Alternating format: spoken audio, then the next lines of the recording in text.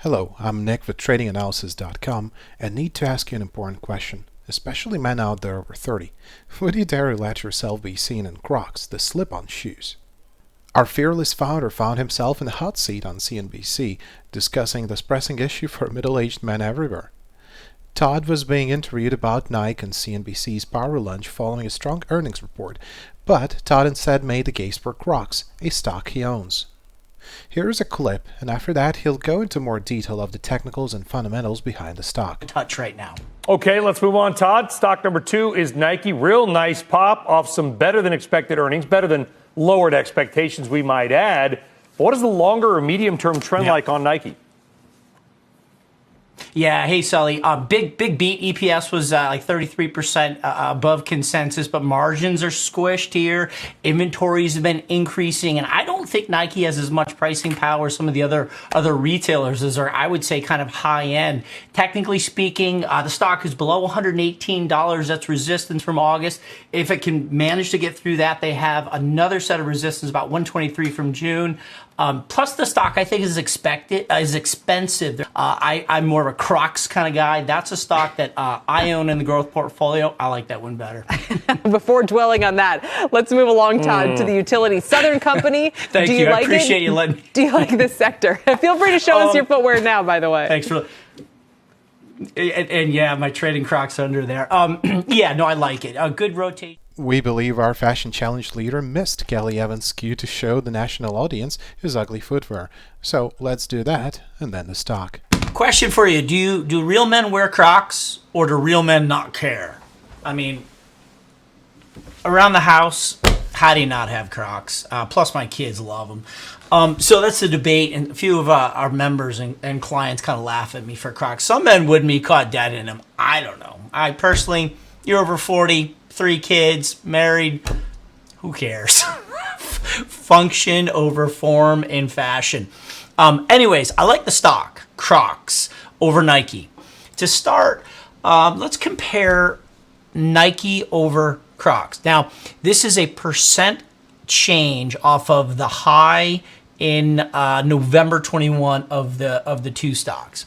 And you can see that Crocs has fallen quite sharply into those June lows, but has also recovered quite sharply where Nike has too. The net, round trip from the highs to the highs here, they're pretty similar, right, off of the very highs. And then down here on the weekly, you can see the two are very, very correlated with the exception of this right in here, just off of this decline from November of last year into the June low. So if you look at the percent actual from the low, I think this is where you're going to see the strength in Crocs. So let's go percent change off the low. Crocs bottomed in June, and we're up 121% from the lows. Nike, on the other hand, up 26%. So call it 1/5. Of the move back, and again off the highs, we have pretty much a similar decline. So I'm going to show you fundamentals, and then we'll get into the technicals, and I'll show you where I think we might be looking to enter a trade. So using Y charts here, a few key fundamental measures that we like to look at here. So first of all, operating margin. They have a navigated supply chain, especially with all the rubber that's required. They've navigated supply chain and set themselves up quite well, and you can see this coming through in operating margin. So for post 2020, you can see they barely moved on their margins, and here is Crocs in purple up 24% on trailing 12 months operating margin compared to Nike and Skechers. Look on, let's go ROE, return on equity, another key stat that you like to see in terms of management performance. Really strong move there over their competitors. And if you just look at the actual valuations, trading 10 times forward earnings. I mean, if you look at the estimates of where this thing is supposed to be in 23, we're looking at estimated 2022 at $10.32 for 2022.